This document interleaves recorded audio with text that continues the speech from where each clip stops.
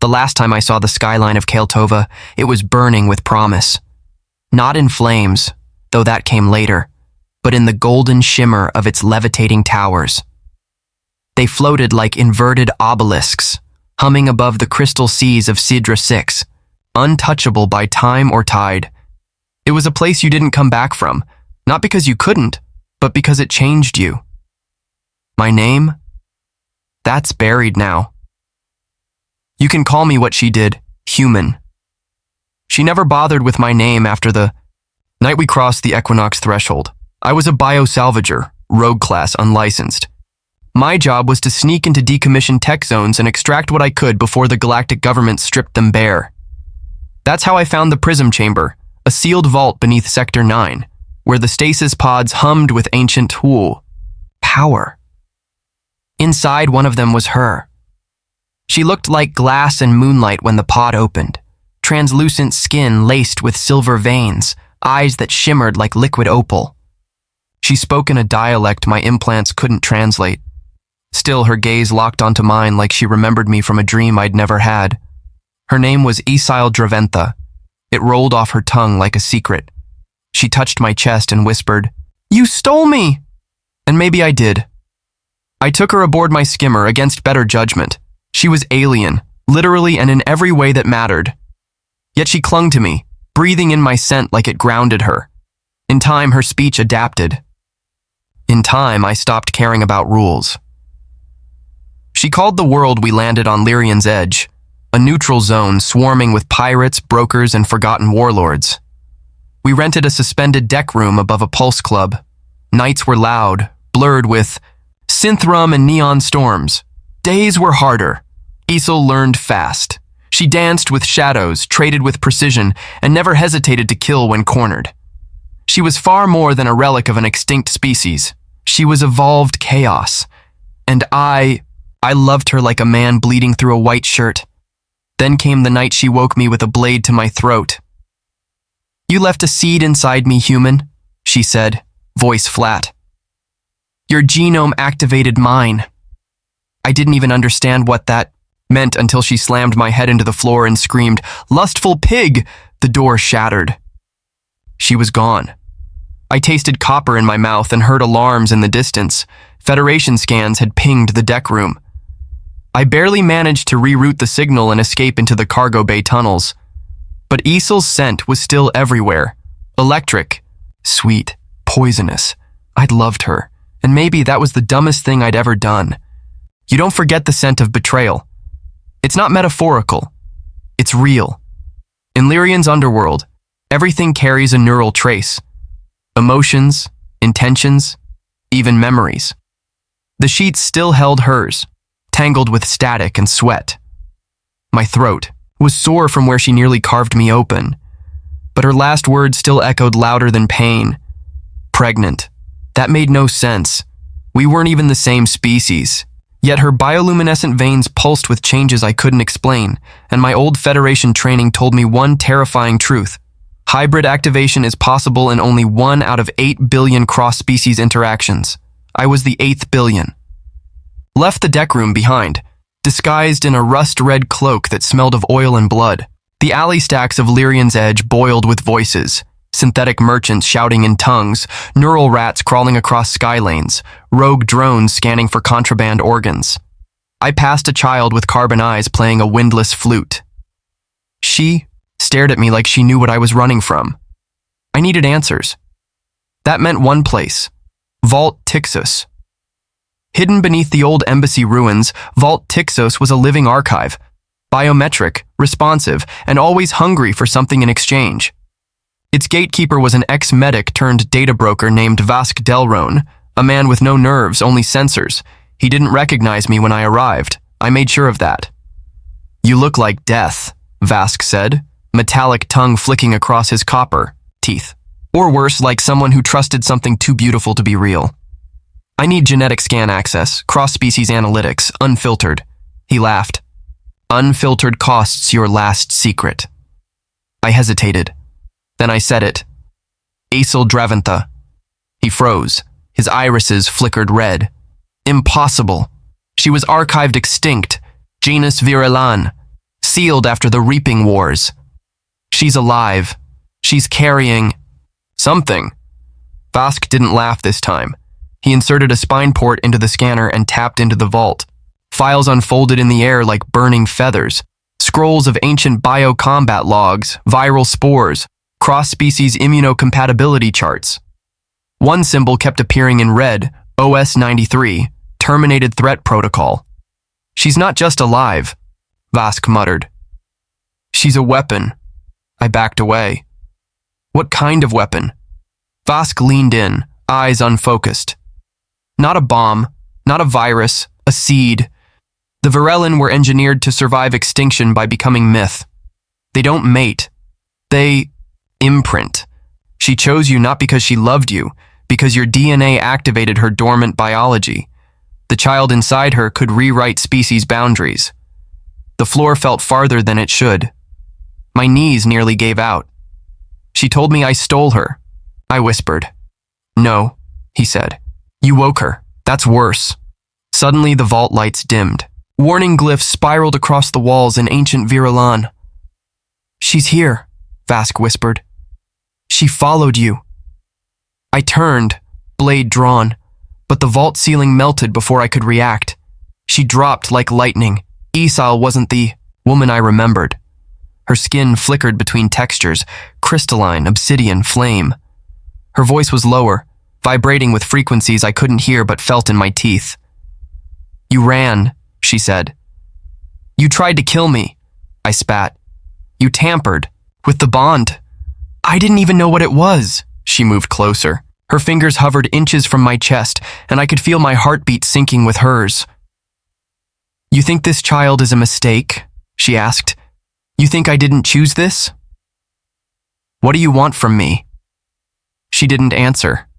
Instead, she looked at Vask, and in a moment of agonizing stillness, whispered something in Virelin. He fell without a scream. His sensors shorted, his body liquefied from the inside. She turned back to me. Come with me, or they'll take what we made and turn it into war. I hesitated, then I ran. Not because I didn't believe her, but because I did. Running doesn't cleanse the guilt, it just forces your lungs to make room for it. I left Vault Tixos beneath a storm of burning algorithms. Esil's voice still echoed in my skull, chemically seared into my neurons. She hadn't screamed, hadn't begged, just stared after me like she already knew where I'd run. She always knew. My skimmer was gone, hacked or destroyed. I couldn't tell which. I bartered my neural signature at a shadow dock and escaped Lyrian's edge inside a stolen exocore hauler. Crude, loud, traceable, but it was all I had. Destination? Eurovia Thresh. Eurovia wasn't on most star charts. It was a blacklisted moon orbiting the red dwarf Ivra 44, a former mining colony turned ghost sector. Rumor said the Ember Rebellion had their main forge there. If anyone still remembered the Ember name, they were a myth. Or so I thought. Turned out myths were the only things that had teeth anymore. The hauler broke atmosphere with a screech. Eurovia's surface looked like a rib cage made of ash. Broken drills, fossilized loaders, decaying mech parts buried in obsidian dust. The sky glowed a sickly amber, like old bruises. The moment I stepped out, something pierced my neck. Not a bullet. A question. Voices filled my head. Why do you carry the code of extinction? Why do your genes whisper fire? Then I blacked out. When I woke, I was strapped inside a circle of reflective stone, each slab humming with stored memory. Across from me stood a woman with synthetic antlers and eyes like collapsing suns. Her name, I learned later, was Kireth Solari, leader of the surviving Ember sect. You brought a Virelin womb trace to this system, she said. You're either mad or chosen. I didn't bring her, I said, my voice dry. She found me. Kireth studied me for a long time. And she's with child? Yes. Then you're carrying the most dangerous blueprint in recorded history. A memory thread wrapped around my head and forced me to see what she meant. Virelin hybrids weren't children. They were detonations, designed to activate hidden protocols buried in galactic systems, turning dead code into living command. One birth could unlock warships, rewrite planetary AI, or resurrect long-buried weapons. She doesn't want to start a war, I said, desperate. No, Kareth replied. She wants to end one. Then she handed me something strange. A living blade formed from memory thread and forged grief. It vibrated with echoes of fallen ember warriors. I could hear them when I touched the hilt, pleading, screaming, vowing revenge. If you won't fight, Kareth said, you'll be used. I remembered Isil's face as she stood in Vault Tixos, unafraid, almost mournful. Was she running too? Or just playing a longer game than I could see? Suddenly, alarms blared. The sky turned red. She had found me again. But this time, she hadn't come alone. Dozens of ships fell through the clouds, silent and silver like mirrored scars. Virellan vessels, long thought destroyed, reawakened by her blood. Or maybe the child's. Kyrith threw me a neural shroud. You stay, you die. Go. Find the Temple of Refracted Time on Galdrith Prime. That's where she's taking the child. That's where this ends. I ran again, not from Isil, but from what we were becoming. Time isn't a line. Not here. On Galdrith Prime, it folds like wet silk. The planet orbits a dying quasar that bleeds radiation into the soil. It said even thoughts rot faster here. I arrived 2 days before I left. Don't ask how. The temple stood in the hollow of a glass mountain, half submerged in a lake that rippled with light that never moved. Its walls pulsed with glyphs, living text older than stars. It didn't look like a place of birth. It looked like something you forgot to bury. Isil was already inside. I didn't sneak. There was no point. She could hear my heartbeat from miles away. I walked through the threshold like a condemned man. She sat at the heart of the temple, surrounded by spectral reflections of herself. Dozens of versions suspended in light, all whispering in different languages, different moods, different choices. Memories or futures? I thought you'd keep running, she said. You made me into something that doesn't know how anymore, I replied. Her body looked different now, halfway between what she was and what she would become. Not pregnant in the human sense, but glowing with core heat. Her skin cracked with lines of iridescence. Her eyes no longer shimmered, they burned. I came to take you back, I said. She smiled. Back to where? To your rusted haulers and broken loyalties? You still don't see it. This child isn't a consequence, it's a key. To what? I demanded. To choice, she said. For my kind, for yours. She reached for me, but I flinched. Something inside me still burned from Vault Tixos. I wanted her, feared her, hated her, needed her. You used me, I said. No, I let you believe I did. Her voice softened, but I did feel it. The closeness, the human word for it. Love. It's real. That's why this hurts. What hurts? This, she whispered. And then she showed me. A memory, ours, replayed inside the temple light. The first night, her laugh in the rain. The way her hand traced constellations onto my chest. The warmth. The illusion that it could last. But in this version, she didn't pull away. She stayed. Loved me completely, and we both died. Isil stepped back, trembling. Every time I run a simulation where I love you fully, we don't survive. You break. I burn. The child becomes a god. You think by pushing me away you're saving the galaxy? I'm saving you. My hands curled into fists. No. You're doing this for control. She stepped close, her breath cool against my jaw. Maybe. But tell me, would you rather die free or live knowing I carved fate with your bones? Her fingers brushed mine, and I let her, just for a moment. The light shattered around us, fracturing the temple. One of her echo selves screamed, then vanished. The walls trembled. Somewhere beneath us, time rewound, then snapped forward again. A voice crackled over the echo line. This is Commander Izareth of the Core-Born Tribunal.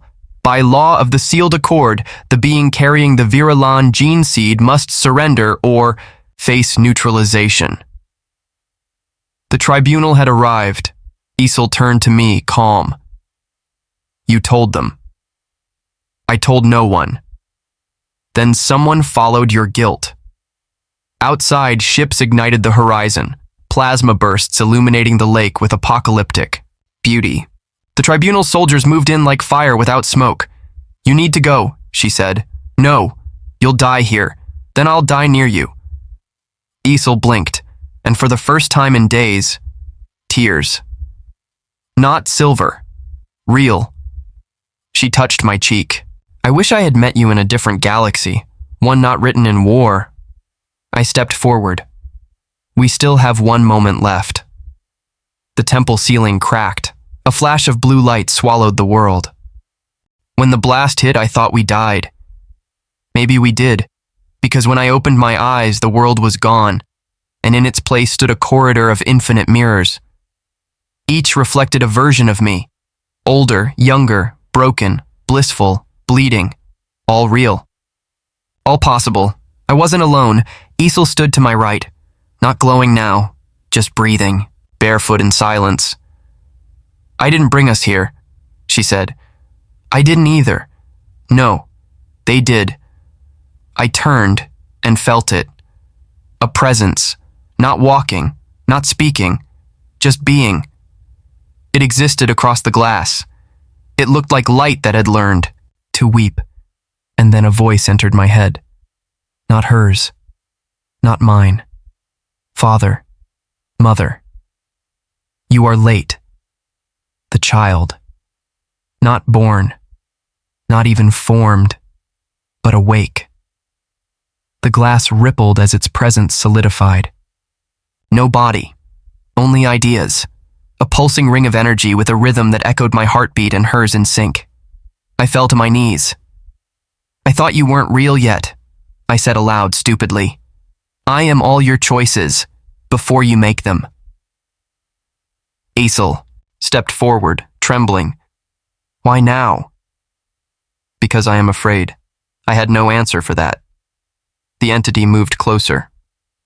Each reflection around us changed, showing alternate fates. Me dead at Vault Tixis, Isel enslaved in a laboratory, the galaxy split in two by wars birthed from our union. And then another reflection. Me holding a child made of starlight. Isel. Smiling, peace, a possibility, but just one. What do you want from us? I asked. To not be born in chains. And then it showed us the truth, a hidden signal buried in my DNA, planted long ago when I was just a child, infected by a nanovirus disguised as a fever, engineered by the Core-born Tribunal. My body was a sleeper mechanism. The Tribunal hadn't followed guilt. They had tracked me, from the start. Isel stepped back, horror in her eyes. You were the trigger all along. I shook my head, panicked. I didn't know. Didn't you? She asked, voice broken. They will use him, the child said, to rewrite me into a weapon, unless you destroy the code. Isel turned toward me with fire in her eyes. No tears this time, only rage. I should kill you now, she said. Then do it. I dropped the blade Kirith had given me. It clanged against the mirrored floor, silent in sound but loud in choice. Isel raised her hand, her palm glowing with memory fire. But she couldn't. She collapsed instead, not from pain, from grief, and for the first time. I saw her fragile. Then, we destroy it together, I said, crawling to her side. Not me.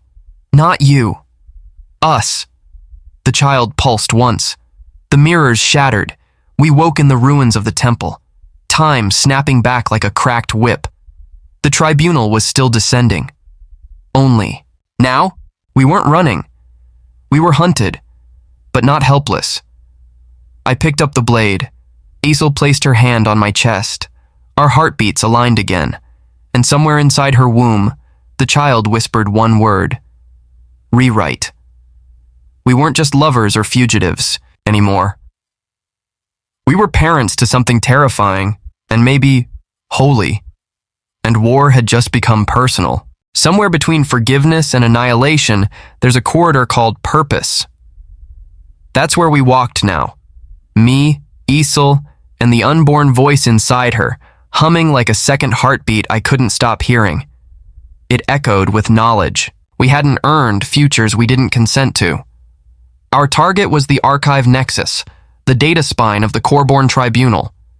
Orbiting the scorched world Deltron 5, it held the codex for every sovereign gene sequence, military AI, and forbidden architecture ever conceived, and among them, my embedded Judas protocol.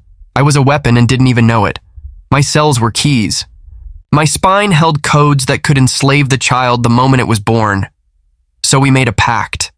We would destroy it before the tribunal used it. We arrived cloaked in an Ember-class stealth pod, Isel piloting with inhuman grace, the child inside her, glowing faintly through her abdomen like a distant sun. Once we breached the inner sanctum, I said, "There's no coming back." She looked at me, not as a goddess, not as an alien, but as a woman caught in something too large. "There never was," she replied. We docked through a maintenance shaft disguised as a cooling vein. The Nexus pulsed around us, living tech, grown from crystallized neurons powered by archived memories of extinct civilizations. It thought while it slept. Every corridor felt like walking through the mind of a forgotten god. We reached the core chamber, but before we could touch the master controls, a voice stopped us, one I hadn't heard in years. "You were always going to end up here." I turned. Standing in front of the central archive was Valon Crace, my former squad mate, my oldest friend. The one I thought was dead. "You betrayed the Federation," I said. "No. I completed its vision," he replied. "While you played rogue lover in back alley Stardons, I kept the mission alive." Isel tensed beside me. Her hand twitched toward, her spine daggers. "What mission?" I asked, heart breaking with each word. "To weaponize divinity." Valon stepped forward, eyes glowing with tribunal sync, fully integrated, no longer entirely human. His skin flickered with embedded glyphs, each pulsing in rhythm with the Nexus. "You were the sleeper," he said, "but I was the architect." And then I saw it. He hadn't followed us. He'd been controlling me the entire time, every step, every kiss, every hesitation. He hadn't predicted the child. He had designed it. "You bastard," I whispered. "No," he said. "I'm Evolution's engineer. And that thing growing in her? It's not a child. It's a sovereign engine. Once born, it won't love you. It will erase you." Isel screamed, but not in fear, in fury. She hurled a vortex shard toward Valon, but he bled light and absorbed the blow. He grinned. "I'm wired into the Nexus. You can't kill me." "No," she replied, "but he can." Suddenly my vision blurred. The child inside Isel pulsed, so violently the floor fractured. Time slowed. Valon moved, but his limbs distorted, lagged behind, and the voice returned. "I know you, Valon Crace. In every timeline you betray, but only in this one do I respond." And then I moved, faster than I'd ever moved before, driven not by instinct but by the unborn itself. I plunged the Ember Blade into the central archive, directly through Valon's chest and the Nexus spine. Screams erupted, not from him, from the data itself. The archive began to collapse, fracturing its own structure. Codes unraveled. Memory core fuses burst like stars dying in sequence. Valon looked at me, not angry, just disappointed. "I made you better," he said, mouth full of light. "No," I replied. "You broke me." And then he died. We ran. As the Nexus fell behind, us collapsing into its own mind, I held Isel's hand tight. She looked at me, tired, cracked, brilliant. "It's not over," she said. "No," I replied. "Now we see what our child becomes, without chains." And deep inside her, the voice whispered again, "Next, I choose name." They say no one remembers the exact moment a star is born, only the light that arrives long after. Maybe that's all I'll become, a memory traveling at the speed of pain. We crash-landed on Veltrith 9, a dead colony world surrounded by collapsing moons and magnetic storms that devoured sensors. The planet had no name in modern charts, too unstable, too forgotten, perfect for a birth that shouldn't exist. Isel lay beneath the twisted spires of ancient comms towers, the static in the air folding inward. Her body trembled with the strain. Each contraction sent surges of blue lightning through the ground. The atmosphere pulsed with countdowns from another dimension. She's going into phase labor, I told myself, more for sanity than clarity. The child is pulling quantum realities inward. Reality had grown thin. We no longer knew what time it was, only that the tribunal would arrive in minutes. We had delayed them at the archive nexus, but the signal went out before the collapse. They knew the coordinates. They knew the child was crowning. Isel screamed, her voice tearing open the sky. The lightning shifted color, red to violet, then a shade that had no name. Her spine arched, and I saw it.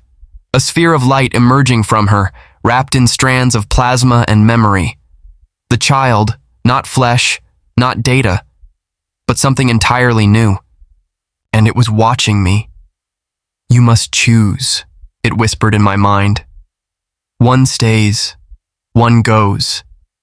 You already know which.